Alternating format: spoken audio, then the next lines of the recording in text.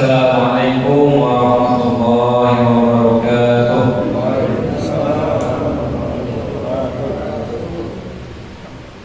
Alhamdulillahirabbil alamin alladzi bi ni'matihi tatimmus shalihat.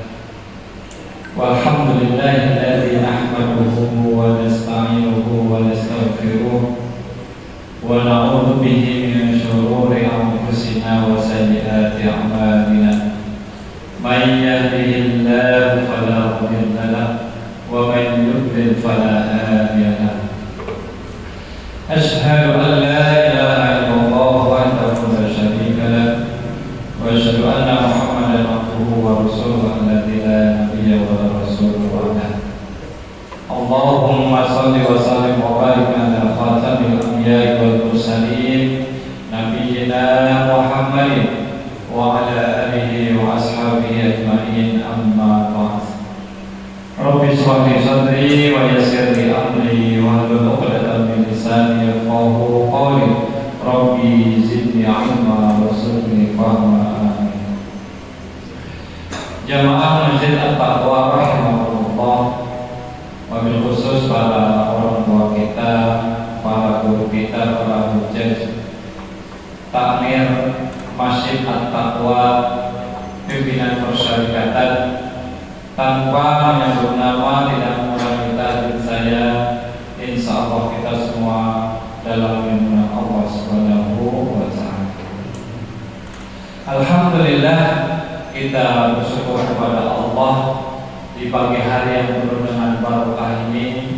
Allah Subhanahu wa ta'ala limpahkan kepada kita karunia terbaiknya. Allah bangunkan kita dari mati kita yang sementara, maka kita berucap alhamdulillahilladzi ahyana ba'da ma amatana wa ilaihin nusyur. Allah Subhanahu wa ta'ala mudahkan bagi kita semua untuk melangkahkan kaki menuju masjid. Yang satu langkah, kata Rasul, Allah akan angkat derajat kita. Yang satu langkah lagi, Allah akan ampuni dosa dan kesalahan. Sebuah perjalanan yang paling berat adalah perjalanan menuju Baitullah, menuju masjid. Maka ketika kita dimudahkan untuk melangkahkan kaki kita menuju tempat yang mulia ini, bersyukur. Karena sampai saat ini banyak saudara-saudara kita yang mengaku beriman kepadanya, namun tidak tergerak hatinya untuk menunaikan kewajiban sholat subuh berjamaah. Sholat sunnahnya saja Pak, sholat sunnah qobliyah, sholat sunnah fajar. Kata Rasul, rakaat al-fajri khairum minad dunya wa ma fiha, lebih baik daripada dunia seisi. Maka ketika kita sanggup ruku sujud menghadap Allah Subhanahu wa ta'ala melalui sholat subuh ini, sebuah kekayaan anugerah yang luar biasa. Maka mudah-mudahan karena hadirnya kita di masjid yang mulia ini, Allah Subhanahu wa ta'ala ampuni dosa-dosa kita. Karena mereka-mereka yang ada di majelis ilmu, Allah Subhanahu wa ta'ala berikan kemuliaan berupa apa? Terampuni dosa-dosa dan kesalahannya. Dosa yang mungkin kita tidak sadar kita lakukan, kesalahan yang belum sempat kita bermohon kepada Allah. Mungkin bisa kita tadi kasar dengan keluarga, kasar dengan teman, mencela, mencaci tanpa kita sadari. Allah Subhanahu wa ta'ala ampuni segala dosa dan kesalahan kita. Ngantuk-ngantuk sedikit tidak apa-apa, nyari tempat yang nyaman, sederhana, tidak masalah. Hadir saja di majelis ilmu itu kemuliaan Pak. Sampai di rumah ditanya sama ibunya, sama istrinya, Pak tadi belajar apa? Tadi mengkaji apa? Enggak tahu. Cepet banget ustadznya ngasih kajian. Baru salam langsung salam balik. Ternyata dia tertidur pulas. Kenikmatan yang tidak didapati oleh mereka-mereka yang tidak menuntut ilmu. Hadir di majelis ilmu, hadir di majelis Jumat, itu nikmat sekali Pak. Kalau kita nggak konsentrasi, terlelap tidur. Yang namanya ngantuk itu karunia, anugerah. sampai dilarang, jangan sampai dipermasalahkan, tidak apa-apa, asal jangan sampai ngorok. Karena ada yang ngorok Pak, ada yang sampai banjir. Jadi nikmat karunia ketika kita bisa merasakan nikmatnya mengantuk dan nikmatnya tidur. Jadi kalau Bapak ngantuk itu sebetulnya bukan pingin tidur, tapi karena kurangnya asupan darah ke otak yang mengandung oksigen. Maka supaya tidak ngantuk, ya terlancar peredaran darah menuju otak, entah dengan minum air putih, kalau masih ngantuk minum kopi, kalau masih ngantuk jangan diminum kopinya, tapi buat cuci muka, hilang pengaruhnya. Maka hadirin sekalian yang dirahmati oleh Allah Subhanahu wa taala, kita bersyukur kepada Allah dan mudah-mudahan dalam syukur kita ini Allah senantiasa langgengkan nikmat-nikmat terbaik buat kita semua. Seraya itu Allah Subhanahu wa taala akan jauhkan kita semua dari berbagai macam mara bahaya dan musibah. Kata Allah, "Ma ya'malullahu bi'adzabikum in syakartum wa amantum." Kalian gak mungkin diazab oleh Allah Subhanahu wa taala ketika kalian semua syakartum wa amantum, senantiasa bersyukur kepada Allah dan amantum dalam koridor iman kepada Allah Subhanahu wa taala. Hadirin yang dirahmati oleh Allah Subhanahu wa taala, saya diberi tema terkait dengan keluarga sakinah sebagai benteng menghadapi fitnah akhir zaman. Memang kita sudah berada di akhir zaman, Pak. Fitnah. Jadi ada dua bahasan di kesempatan kali ini. Yang pertama adalah terkait dengan fitnah akhir zaman, kemudian terkait dengan keluarga sakinah. Lalu korelasi antara keduanya, hubungan antara kedua hal tersebut dalam hal ini adalah bagaimana pentingnya sebuah tatanan keluarga sakinah bisa membentengi kita semua dari dahsyatnya fitnah akhir zaman. Saya tidak ingin jauh-jauh Pak terkait dengan fitnah akhir zaman. Beberapa hadis Rasul Shallallahu Alaihi Wasallam memberitahukan kepada kita terkait dengan huru hara di akhir zaman, seperti turunnya Dajjal dan lain-lain sebagainya, bermunculnya berbagai macam kemaksiatan. Tetapi saya ingin mengajak kita semua ke yang terdekat dulu, yang saat ini terjadi, kemudian tidak jauh-jauh ada di kota kita yang tercinta ini adalah kota Depok. Supaya apa? Supaya kita bisa memformulasikan strategi-strategi terbaik dalam rangka apa? Membentengi diri kita, membentengi keluarga kita dari yang namanya kemungkaran, dekadensi moral, kerusakan agama dan lain-lain sebagainya. Dan perlu kita pahami bersama bahwa sekalian yang dirahmati oleh Allah Subhanahu wa taala, bahwa kewajiban bagi kita semua adalah anfusakum wa ahlikum nar, bahwa kita semua harus pandai dan sanggup untuk menjaga keluarga kita semua dari neraka jahanam. Ada jannah, ada annah. Rasul mengatakan dalam sabdanya, baiti jannati, rumahku adalah surga. Yang dimaksud dengan surga di sini adalah perlambang kebaikan, kebahagiaan, kesejahteraan.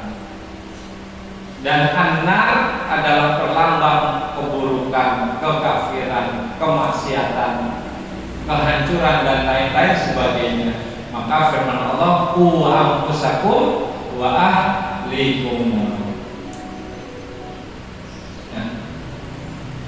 Ini sedikit buku saya terkait dengan masih ada di Play Store-nya kalau nggak salah. Kalau di Gramedia-nya mungkin yang sebelah kiri aja ya, panduan sholat. Terkait dengan keluarga, ini ada beberapa istilah, tapi saya akan ajak Bapak sekalian semua ke tantangannya dulu, ke fitnah akhir zaman dulu. Baru kita tarik nanti terkait dengan makna keluarga sakinah. Ada yang belum berkeluarga di sini, Pak? Ada yang masih menderita? Masih jomblo fisabilillah. Sunnah menyegerakan menikah. Kalau di antara bapak sudah tidak, mohon maaf, beristri dalam artian mungkin cerai mati atau lain sebagainya, masih sendirian, upayakan ya tidak sendirian, nyari lagi. Kecuali memang sudah tidak ada keinginan sama sekali. Namun sejatinya sebaiknya adalah mencari jodoh lagi. Kenapa? Karena kemuliaan berumah tangga. Globalisasi, apa yang terjadi dampaknya luar biasa. Ada yang positif, ada yang negatif. Di antara yang positif adalah berkembangnya ilmu pengetahuan dan teknologi. Betapa luar biasa teknologi kita saat ini memudahkan segala-galanya. Dengan adanya handphone yang smart, handphonenya smart tapi orangnya belum tentu smart. Itu yang namanya informasi luar biasa berpindah. Yang namanya informasi gampang sekali tersebar dalam hitungan detik. Kalau dulu harus pakai surat, kalau dulu harus ditemui satu persatu, sekarang semuanya mudah. Ucapan bela sungkawa, innalillahi, turut berduka cita, pakai WhatsApp. Ucapan selamat atas kelak akhirat, barakallah, ulakalil mauhub, pakai WhatsApp. Ucapan teman kita yang menikah pakai WA. Semua pakai WA. Ada pergeseran pasti karena tidak bertemu langsung.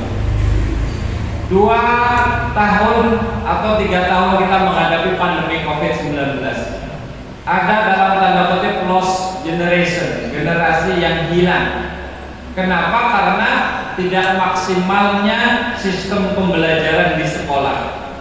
Pakai daring, anak-anak belajar di sekolah. Anaknya kurang optimal, gurunya repot, kemudian orang tuanya stres. Kemudian sampai ke sekolah banyak nilai-nilai yang tidak bisa diajarkan dengan maksimal. Jadi dampak positifnya berkembangnya ilmu pengetahuan dan teknologi. Kemudian ada tingkat kehidupan yang lebih baik. Kita bisa melakukan aktivitas dengan mudah. Karena apa? Karena teknologi yang luar biasa. Ini saya persingkat saja. Kemudian dampak positifnya juga ada perubahan sistem nilai dan sikap. Yang dulunya yang namanya sesuatu yang berbau mistis, irasional, nggak masuk akal, demikian mendominasi. Tapi saat ini tidak, lebih pada akal. Masuk akal enggak, logis tidak. Walaupun dalam banyak kondisi kita terjebak terkait dengan hal-hal yang sifatnya irasional. Masih ingat kasus babi ngepet, Pak? Di mana? Di Bedahan. Kan heboh itu, Pak? Iya. Ternyata itu rekayasa. Kita nyaris percaya itu, Pak. Benar, ternyata rekayasa. Babi ngepet, betul babi, dibeli sama dia, atau segala macam. Yang rekayasa katanya Ustadz lagi. Siapa namanya? Adam Ibrahim. Sekarang lagi mana? Di mana? Lagi sekolah, lagi pesantren di sana. Apa namanya? Ya. Kemudian ada aliran sesat di mana, Pak? Di Kampung Sawah, di Kelurahan Jatimulya. Disingkat AKI, Amanah Keagungan Ilahi. Orang Depok, Pak.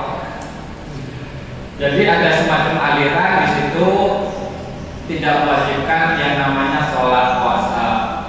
Bisa berhalwat, bisa berinteraksi antara laki-laki dan perempuan. Ada pengikutnya, Pak. Ada pengikutnya. Dan yang mencetuskan atau pelopornya itu siapa? Edi. Namanya Edi. Atau Edi siapa? Di mana? Di Kampung Sawah, di kelurahan Jatimulyo. Kemudian dampak negatifnya antara lain pola hidup yang konsumtif. Kalau kita jalan sepanjang Margonda, apa yang kita lihat Pak? Apartemen, apalagi Pak? Tempat-tempat kopi, nongkrong. Kemudian apalagi mall itu branded gitu. Luar biasa Pak. Gerai mobil. Kalau nyari mobil, nyari motor gampang. Jadi betapa pola hidup konsumtif sehingga lebih kepada nuansa glamor.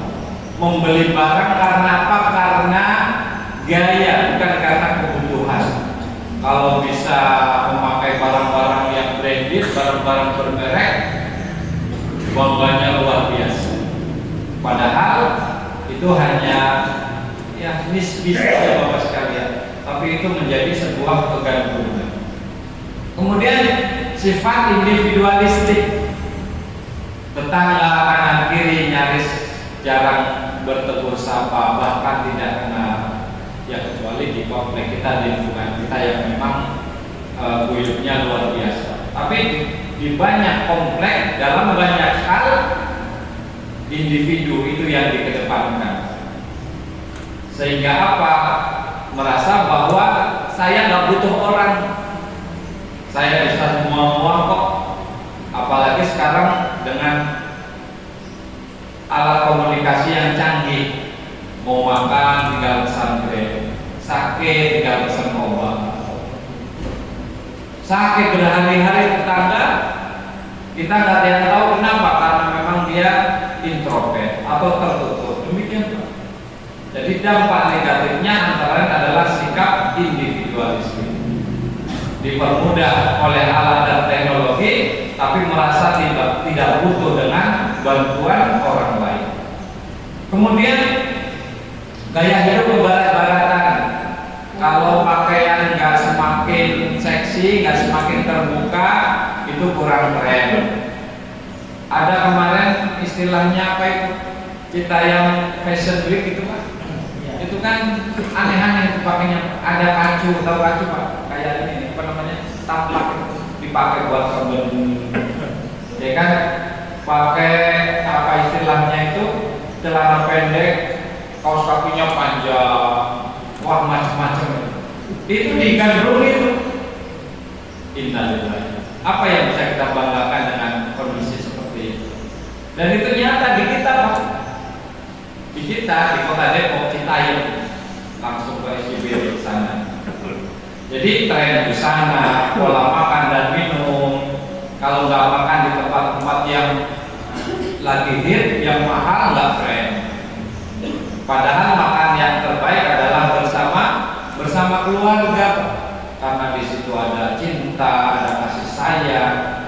Beda kalau makan di tempat yang lain, prinsipnya adalah bisnis, meraih keuntungan sebanyak-banyaknya. Pokoknya pola hidup keseluruhan ya. Kita malas bergerak, malas bermusyawarah, malas bertemu dengan masyarakat. Maka pentingnya kita menjaga jamaah. Di kita ada yang namanya gerakan dakwah jamaah, gerakan dakwah jamaah dan dakwah jamaah berasal dari apa? Inspirasi surat wal asri innal insana lafi khusrin, bahwa kita semua merugi kecuali siapa? Illal ladzina amanu wa amilus solihati wa tawassaw bil haqqi wa tawassaw bis sabr. Beriman, beramal soleh, saling mengingatkan, saling menasihati. Maghrib tadi kita nggak ketemu dengan saudara kita. Kita tanya kenapa, ada apa? Jangan cuek Pak. Ini adalah prinsip mengokohkan jamaah. Kalau tidak seperti ini, bagaimana lagi kita akan mengeluarkan jamaah? Pak. Kenapa? Karena Pak, semakin terkikisnya nilai-nilai kebersamaan. Gotong royong, membersihkan masjid, membersihkan lingkungan. Itu nilai-nilai yang luar biasa Pak. Namun semakin dengan berjalannya waktu, semakin sibuknya kita, hal-hal tadi menjadi sesuatu yang amat jarang kita laksanakan. Kemudian kesenjangan sosial, seberang sana apartemen bertinggi menjulang tinggi, sementara sebelah sini, masalah ini di kita Pak, di Depok ada beberapa gambar di Jakarta yang atas yang di bawah itu kota Depok.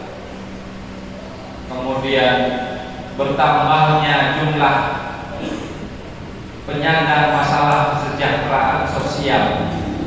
Kalau kita melewati jalan-jalan manapun sampai gang-gang itu ada yang nungguin polisi cepet, Pak Oga. Nyaris di perempatan persimpangan itu ada Pak. Belum lagi yang namanya mohon maaf tukang asongan, pengamen, macam-macam. Kalau hujan itu disemprotin pakai sabun dan segala macam. Kenapa? Karena itu tadi kesenjangan sosial yang luar biasa dalamnya antara si miskin dan si kaya. Kemudian pergeseran sistem nilai. Ini semua fitnah Pak. Semua ini fitnah akhir zaman Pak. Gak jauh-jauh terjadi di daerah kita. Ini kemarin habis berantem di GDC, tawuran di GDC Pak. Beberapa hari ini membacok salah satu lawan tempurnya, lawan tawurannya. Ketika ditanya alasannya Pak, saling kenal. Ini si orang yang tadi, si anak ini, ketika ditanya kenapa kamu bacok, salam kenal Pak. Buat salam kenal pakai bacok itu gimana? Salam kenal kan assalamualaikum, kenalkan saya siapa, kan ini pakai bacok Pak. Kemarin saya ketemu teman saya di dekat pesantren Al-Hikam. Dia punya teman mahasiswa mungkin karena sedang tugas atau apa,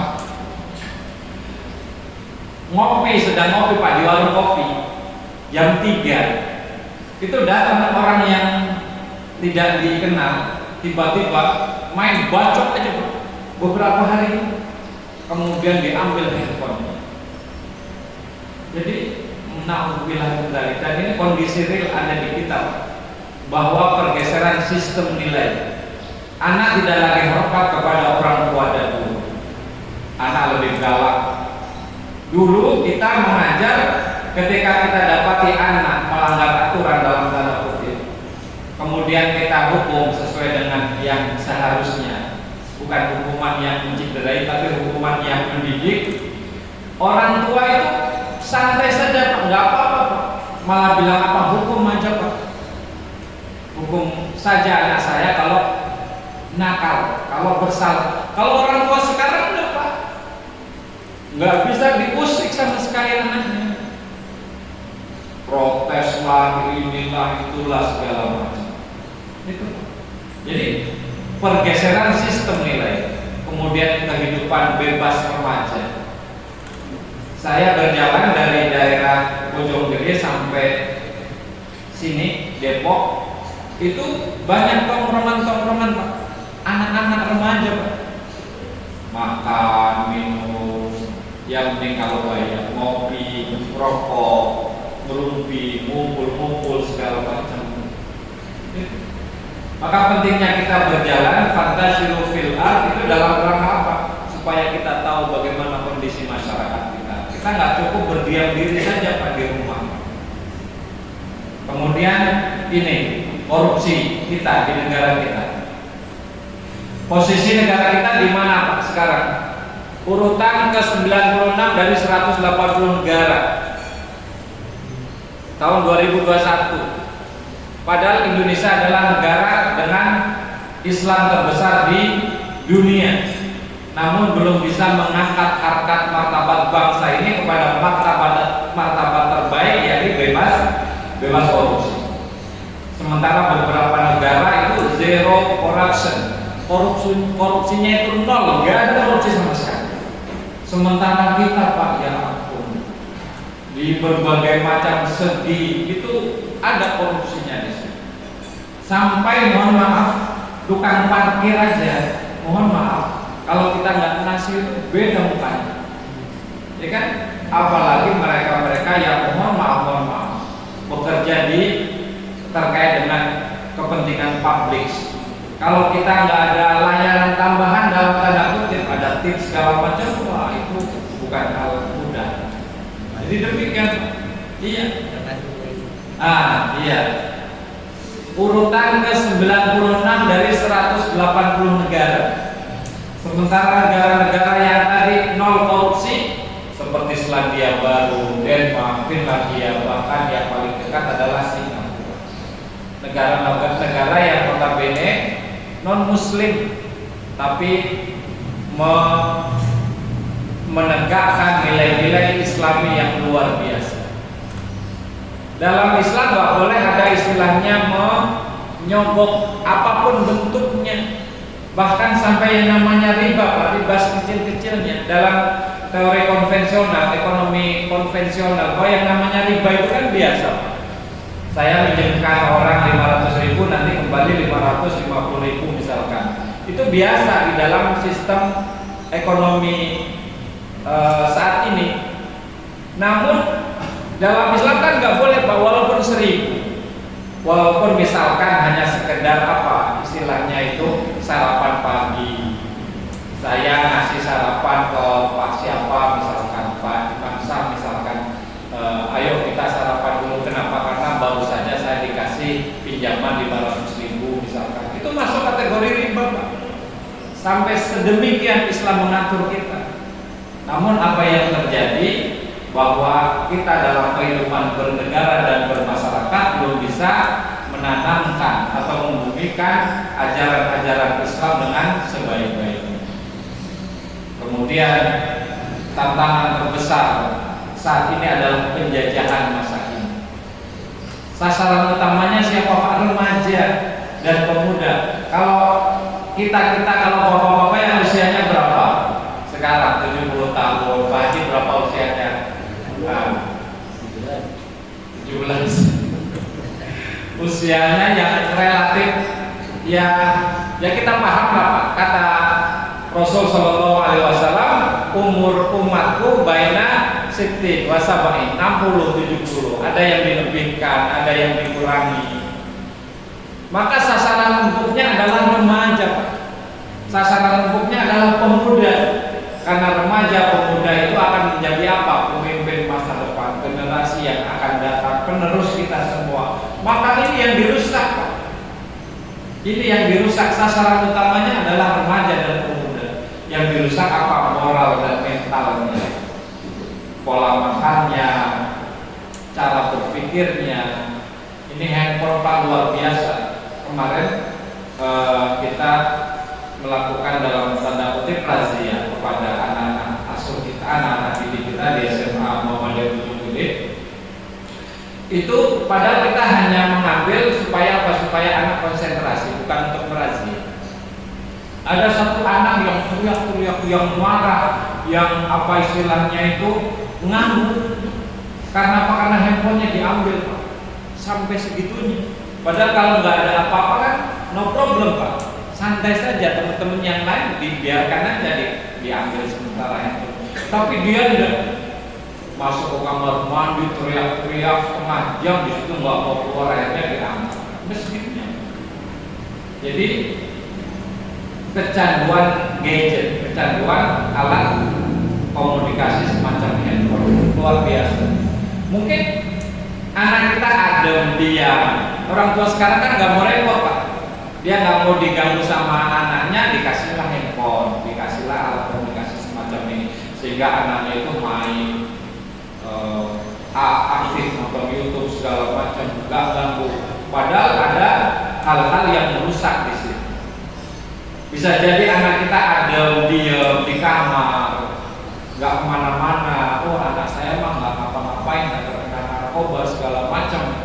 Ternyata di kamar itu dia mengakses hal-hal yang tidak seharusnya. Maka kita sebagai orang tua itu harus jeli, Pak.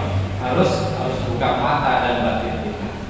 Kemudian kondisi remaja dan pemuda saat ini Jumlahnya banyak Pak, 61 juta, lebih kurang 24%. 24% dari penduduk Indonesia. Dan kalau ini yang menjadi sasaran, yang menjadi apa istilahnya, satu hal yang dirusak, ya masa depan bangsa ini bisa diprediksi bagaimana ke depannya, bagaimana kualitasnya. Maka penting bagi kita untuk membentengi anak-anak kita.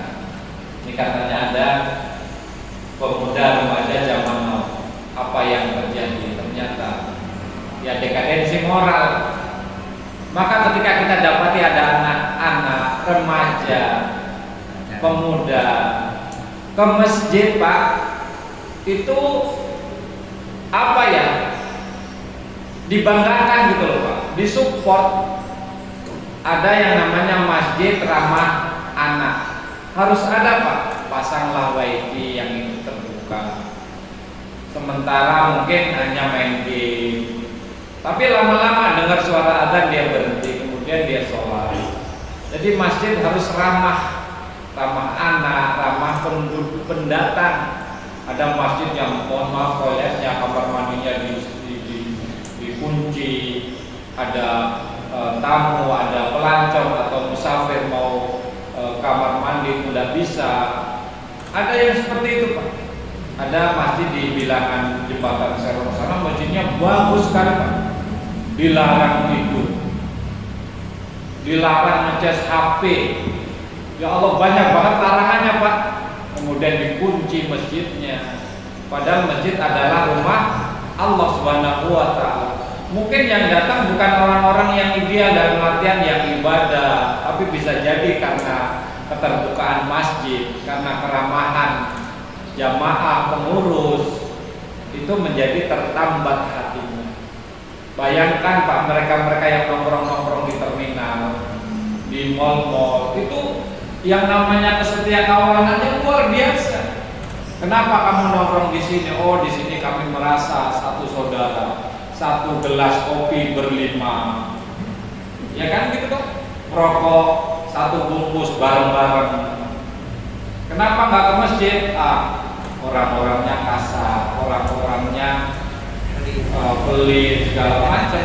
Jadi itu Pak, harus dirubah mindset kita sehingga remaja kita menjadi apa, tertarik kepada masjid. Ada anak-anak lari-lari, tidak apa-apa, biarin Pak. Walaupun kita mungkin agak ketar-ketir, ada Pak Haji lagi sholat Allahu Akbar, naruh kacamatanya di depan di tempat sujudnya. Ada anak-anak lari-lari, dia itu udah khawatir, zaman ini nanti keinjek kacamata saya. Bener, nggak lama krek keinjek kacamatanya. Tapi Pak Hajinya nggak marah, kenapa? Karena dia sayang pada anak.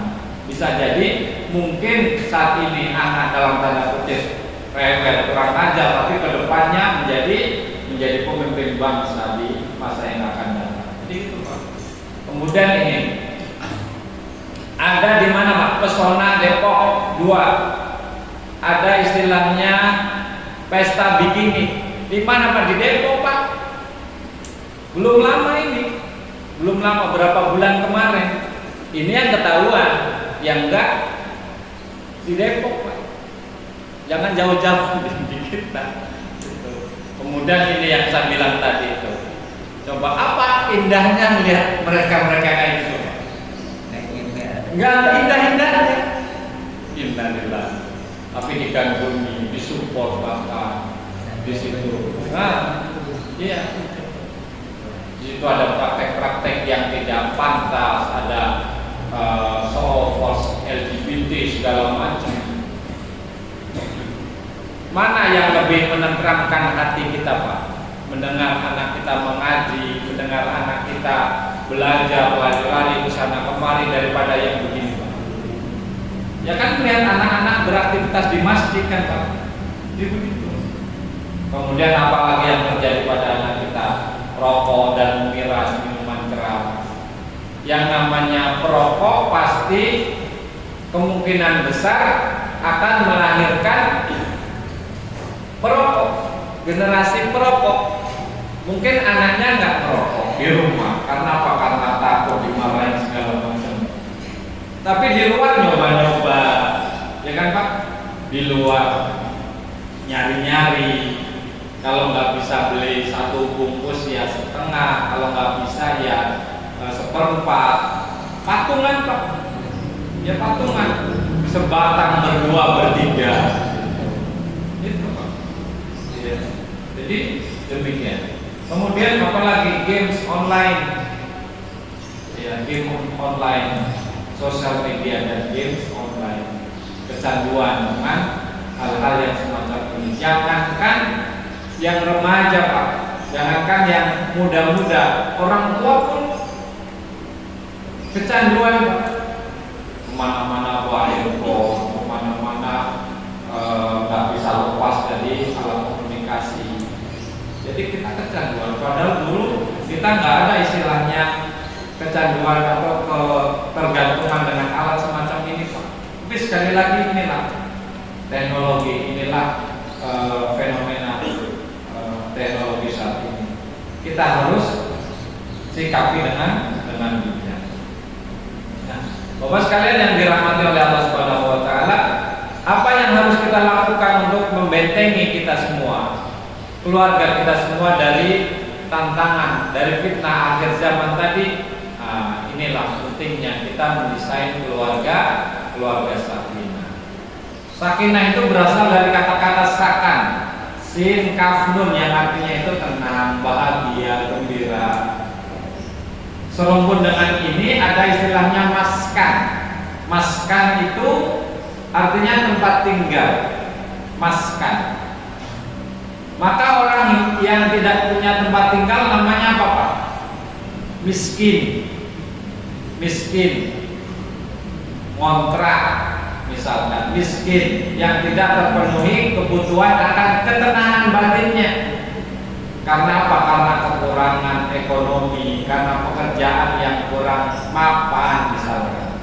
Iya, anak-anaknya banyak misalkan, sementara pekerjaannya nggak jelas misalkan. Miskin dia, masakin zamannya, masakin. Ya. Maka di antara kita mungkin ada yang masih masakin, dimasakin sama orang tua, masakin. Berasal dari kata-kata sakana. Nah, di mana kita dapat ketenangan? Yang pertama itu di masjid, di majelis-majelis ilmu. Maka kita harus banyak menghadirkan diri pada tempat-tempat yang membawa kepada ketenangan. Masjid yang pertama. Maka kata Rasul Shallallahu Alaihi Wasallam, "Mastama qaumun fi baitin min buyutillah yatluna fihi kitaballah wa yatadarusunahu illa nazalat alaihimus sakinah." Mereka yang hadir di majelis ilmu itu Allah Subhanahu wa taala turunkan as-sakinah, ketenangan. Maka ustaznya baru ngomong alhamdulillahirabbil alamin itu sudah tabriyah. Khotib Jumat baru bicara innal hamdalillah, udah berbanjir-banjir di bawah. Kemudian ketika khotib ucapan barakallahu li wa lakum fil Qur'anil azim, dia berbangun. Kok khotibnya banyak cepet amat, padahal dia ketiduran. Ketenangan Pak, memang di antara wujud ketenangan yaitu ngantuk Pak. Cuma kalau sering kali ngantuk berarti cacingan. Betul Pak. Kalau bapak ngantuk, lemah, ngantuk, lesu, bisa jadi karena cacingan. Maka minum obat cacing. Kata dokter setiap 6 bulan sekali Pak. Walaupun sudah dewasa, walaupun sudah tua. Nah yang kedua di rumah tangga. Di rumah tangga. Apa yang dimaksud dengan rumah tangga di sini adalah munculnya beberapa sosok yang itu menjadi kunci utama. Maka kata Allah Subhanahu wa taala, "Wa min ayatihi an khalaqalakum min anfusikum azwaja litaskunu ilaiha Jadi ada pasangan di situ. Maka ketika ada seseorang punya rumah, tapi dia sendirian Pak, laki-laki sendiri, perempuan sendiri, apakah disebut rumah tangga? Bukan Pak. Rumah tangga itu rumah yang ada tangganya, bukan. Tapi yang di situ ada konsep keluarga sakinah, terdiri dari pasangan yang halal, pasangan yang sah. Ada pasangan Pak, laki-lakinya ada, perempuannya ada, tetapi kumpul kebo, maka tidak disebut sebagai keluarga yang as-sakinah. Jadi Allah Subhanahu wa taala desain buat kita semua melalui keluarga adalah as-sakinah, ketenangan. Wa min ayatihi an khalaqalakum min anfusikum azwaja litaskunu, sakinah, tenang. Kenapa tenang? Karena selama ini yang laki-laki misalkan mencari di mana tulang rusukku, tampakan hatiku, kemana hendak aku berikan kasih sayang, kan begitu Pak, laki-laki mencari seperti itu. Maka Allah Subhanahu wa taala hadirkan dengan sosok pasangan yang terbaik, yakni istrinya, sehingga dia tenang, matanya tidak jelalatan. Karena ada orang Pak yang dia itu mencari ketenangan, mencari kesenangan dengan mendatangi tempat-tempat prostitusi, naik klub malam, tempat-tempat hiburan. Tapi ibarat minum air garam, semakin diminum semakin haus, nggak ada habisnya Pak, nggak ada tenangnya. Kenapa? Karena memang nggak ada as-sakinah di situ. As-sakinah ada pada pasangan yang sah. Maka ada pemuda, ada laki-laki yang mencari ketenangan di luar sana dengan cara yang tadi yang tidak diridhoi oleh Allah Subhanahu wa taala. Yang muncul adalah penyakit-penyakit, yang muncul adalah kegelisahan. Sejatinya adalah pasangan berupa laki-laki dan perempuan. Ada, kita punya nenek moyang Adam dan Hawa, bukan Adam dan Asep. Tapi apa yang terjadi sekarang Pak? Atas nama kebebasan individu, atas nama hak asasi manusia, ya saya terserah, saya mau cinta sama laki-laki atau sesama perempuan, itu kan hak saya. Nah seperti itu Pak. Ini terkait dengan tantangan fitnah di akhir zaman, antara lain semacam itu, bahwa kita dapati banyak pemikiran-pemikiran aneh, pemikiran-pemikiran yang nyeleneh atas nama apa Pak? Kebebasan individu, kebebasan hak asasi manusia. Peraturan menteri terkait dengan, mohon maaf, yang namanya pelecehan seksual, itu bagaimana Pak bunyinya Pak? Kalau suka sama suka bukan pelecehan seksual Pak.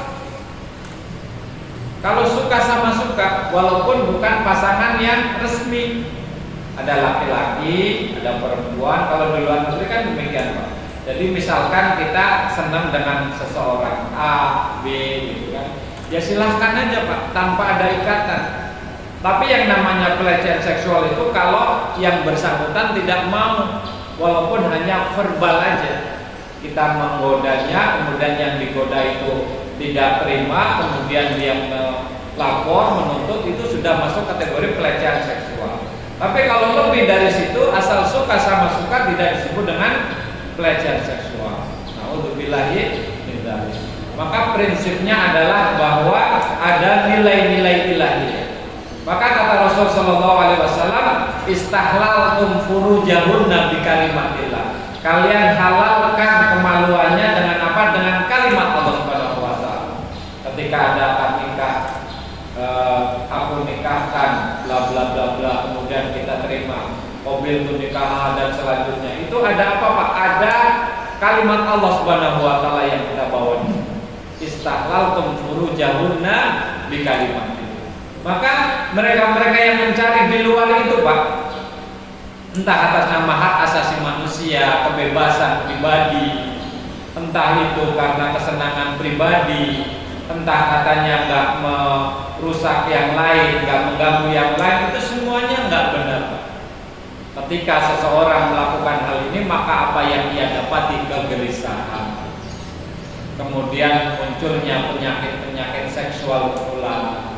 Yang itu tidak didapati kalau kita punya keluarga yang baik, keluarga sakinah. Maka setelah ada as-sakinah, apa yang Allah Subhanahu wa taala akan berikan selanjutnya? Mawaddah. Mawaddah wa rahmah. Mawaddah itu artinya madah. Madah itu materi. Bahwa kalau kita ingin rumah tangga kita adem, ayem, tentrem, harus materi, Pak. Ya kalau ngontrak dulu gimana? Kalau makan sepiring berdua dulu bagaimana? Iya, awal-awalnya indah, Pak, tapi kalau setiap saat, iya, sudahlah Bang, sampai kapan kita makan sepiring berdua? Kenapa deh nggak kenyang? Iya, anak-anak butuh kehidupan yang lebih baik, untuk apa? Untuk menyupport biaya pendidikannya dan lain-lain sebagainya. Jadi madah itu materi. Maka yang laki-laki mencari yang cantik, yang perempuan mencari yang ganteng, itu materi, Pak. Mencari yang kaya, mencari yang pintar, dan itu adalah fitrah. Ada seorang pemuda bilang, aku menikah bukan melihat fisik, aku menikah karena cinta. Kalau begitu nikah aja sama nenek-nenek, Pak. Tapi kan nggak mau. Dia mau nikah sama yang cantik, dia mau nikah sama yang seksi misalkan. Dan ini fitrah, Pak. Fitrah. Bapak punya istri. Kenapa dia bisa cinta, bisa setia ke bapak sampai saat ini? Karena ada kewajiban nafkah, Pak. Dan nafkah yang bapak berikan juga bapak nggak kasih nafkah. Apa mungkin istri kita akan terus setia? Belum tentu, Pak. Sebulan, 2 bulan, 3 bulan, lama-lama nonton cerai. Ngapain rumah tangga sama ente? Gak punya apa-apa, gak kenyang, gak makan, gak bisa ini, gak bisa itu. Jadi madah itu, materi itu penting, Pak. Makanya pentingnya bekerja buat laki-laki itu di situ. Karena ada kewajiban. Ar-rijalu qawwamuna 'alan nisa bima faddalallahu ba'dahum 'ala ba'd. Bahwa wa bima anfaqu min amwalihim. Bahwa laki-laki itu adalah pemimpin bagi perempuan di rumah tangganya. Kenapa? Karena Allah Subhanahu wa taala sudah memang berikan kelebihan pada diri laki-laki yang tidak diberikan kepada perempuan. Wa bima anfaqu min amwalihim, dan karena laki-laki itu ada kewajiban nafkah kepada istri. Dan yang lebih menarik adalah kenapa? Karena ada istilah rahmah, kasih sayang. Kalau ada nih kakek-kakek, nenek-nenek jalan ke sana kemari berdua, gandengan tangan segala macam. Nah itulah apa istilahnya, rahmah, wujud rahmah. Ada seorang perempuan mendapati suaminya terkapar di tempat tidur, stroke berbulan-bulan, dia masih setia. Disitulah yang namanya rahmah. Ada istri yang awal ketika dinikah itu cantiknya luar biasa, kemudian kecelakaan, kemudian cacat, si suami masih setia, masih sayang. Nah itulah yang disebut dengan rahmah, kasih sayang yang tidak mungkin seseorang untuk membaginya. Ketika dia mendapati dalam tanda kutip kekurangan pada pasangannya, maka yang dia lihat bukanlah kekurangannya itu, tapi bagaimana saya bisa memenuhi, ya, bisa menghilangkan atau bisa meminimalisir kekurangan atau cacat tadi dengan cinta dan kasih sayang saya. Jadi demikian yang namanya sakinah, mawaddah, wa rahmah. Nah, Bapak sekalian yang dirahmati oleh Allah Subhanahu wa taala, konsep keluarga yang tercantum dalam Al-Quran. Keluarga merupakan persekutuan hidup bersama antara laki-laki dan perempuan. Jadi bukan Asep dan Asep, Adam dan Adam misalkan. Bukan laki-laki sama laki-laki, bukan perempuan dengan perempuan, tapi perempuan dan laki-laki. Wa min kulli syai'in khalaqna zawjayn la'allakum tadhakkarun, berpasang-pasang. Kemudian hubungan antara laki-laki dan perempuan harus diikat dalam sebuah ikatan perkawinan, bukan kumpul kebo, bukan karena suka sama suka doang kemudian tidak ada ikatan perkawinan, tidak. Wa ankihul ayyama minkum wasolihina min ibadikum wa imaikum, bahwa kita harus menikahkan gadis atau bujang di antara kita. Jangan sampai yang namanya kemiskinan menghalangi.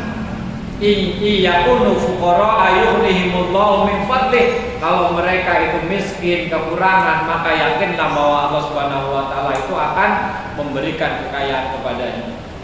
Sekaya-kayanya pemuda, Pak, kalau belum berumah tangga dia punya sendok apa? Enggak punya sendok, Pak. Enggak punya sendok, enggak punya gelas, enggak punya rak piring. Tapi yang berumah tangga walaupun mungkin penghasilannya enggak sebanyak yang pemuda tadi, ya punya banyak yang tidak dimiliki oleh pemuda yang enggak menikah tadi. Nah, ada piring, ada sendok, ada lemari, ada apa semua.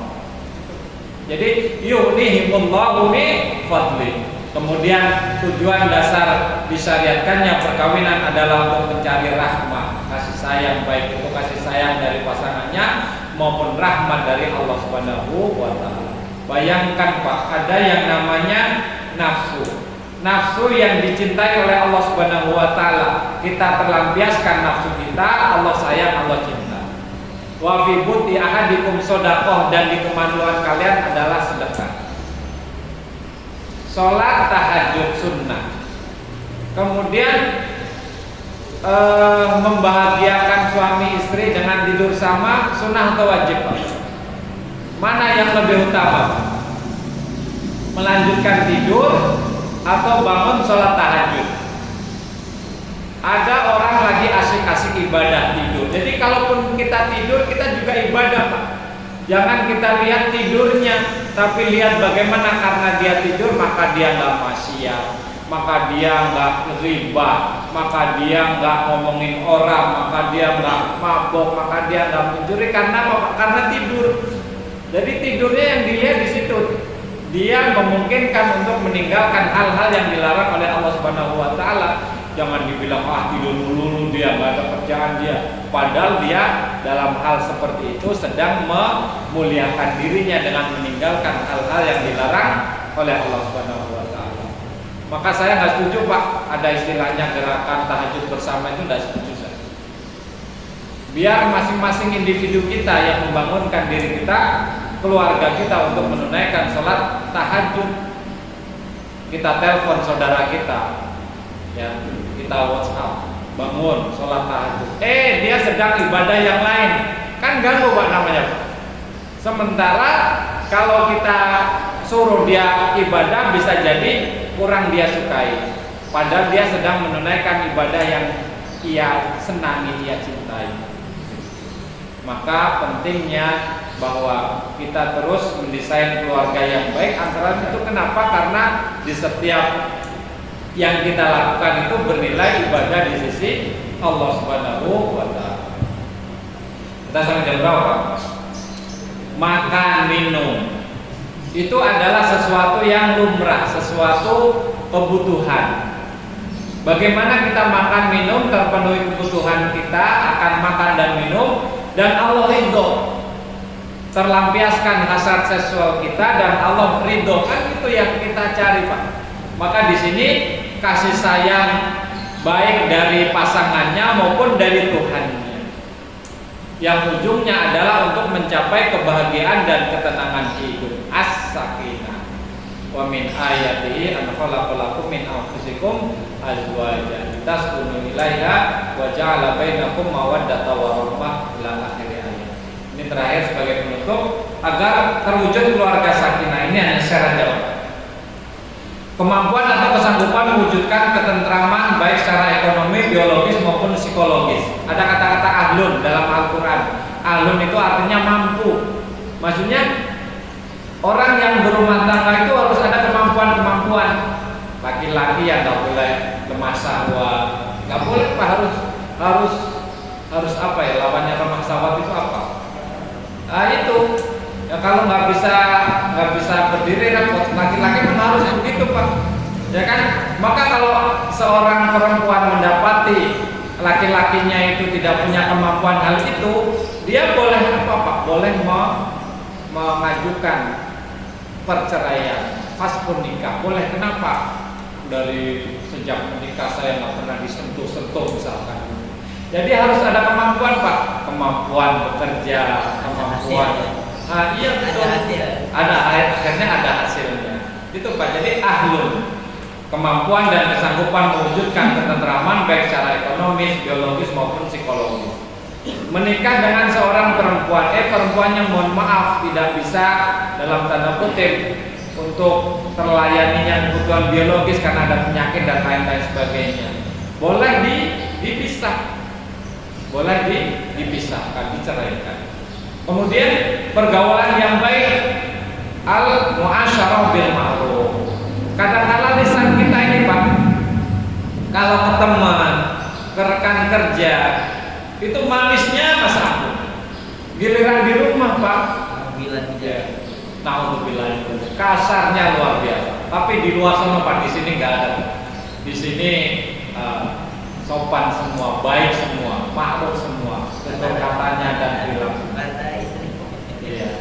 Ataupun istri Pak, kalau ngomong sama laki-laki lain di luar sana, di rekan kerjanya, bisnis segala macam, mesranya, ya, kemudian apa halusnya, giliran ngomong sama suaminya, main suruh-suruh aja. Bang, aneh mau ngaji ya, nanti diangkat jemuran, jangan lupa. Lagi tidur kita dibangunin, bang bangun, itu jam berapa? Lagi tidur disuruh melihat jam.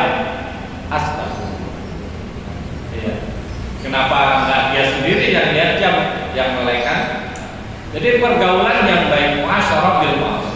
Kemudian mempunyai kekuatan yang kokoh guna melindungi anggota keluarga dan menjadi tempat bersandar bagi mereka, baik laki-laki maupun perempuan. Ada laki-laki merasa gundah gulana, capek, lelah, ada masalah di tempat kerjanya, dia pulang terlampiaskan, hilang segala keluh kesah, gundah gulana segala macam. Ada anak, dia mendapati masalah di sekolahnya, dibully misalkan, atau dibuat tidak nyaman sama temannya, kemudian dia pulang, ada kenyamanan di situ. Istri misalkan mendapati sesuatu hal yang tidak nyaman di luarnya, mungkin dia digosipin atau di tempat kerjanya nggak nyaman, kemudian pulang hilang segala keluh kesah. Sejatinya keluarga demikian Pak, sebagai obat pelipur lara. Suami datang capek segala macam, mendapati senyum istrinya, mendapati keramahan sambutan dari istrinya, mendapati anak-anaknya yang menyambut dengan senyumnya yang manis, hilang segala capek. Jadi seperti itu keluarga yang ideal itu begitu. Maka kalau ada laki-laki nggak betah di rumah nggak ada masalah, ada masalah. Maka kalau ada istri mendapati istrinya, suaminya nyaman di rumah tidur, belum biarin aja Pak, biarin aja Bu, karena itu adalah kenyamanan. Kemudian adanya hubungan kekerabatan, kita juga ada yang namanya hubungan kerabat yang baik, besan atau ipar yang baik Pak, yang baik, yang bagus. Kalau enggak jadi rong-rongan.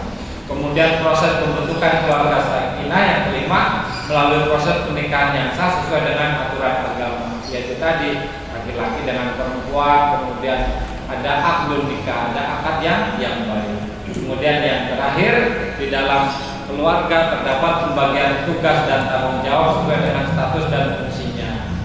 Laki-laki punya tugas dan kewajiban yang sudah sewajarnya, perempuan pun demikian, punya tugas dan kewajiban yang semestinya. Masing-masing menghargai, masing-masing menyupport, masing-masing memaksimalkan segala peran yang ada demi apa? Demi terwujudnya keluarga yang sakinah mawaddah warahmah. Demikian yang bisa sarikan dari keluarga sakinah dan tantangan globalisasi. Mudah-mudahan manfaat, mudah-mudahan berkenan. Ada yang terjawab apa? Cukup ya? Mudah-mudahan manfaat, mudah-mudahan berkenan. Kita tutup dengan doa, kiranya Allah Subhanahu wa taala mengampuni dosa-dosa kita semua, memudahkan urusan-urusan kita, Allah menjadikan keluarga kita semua sakinah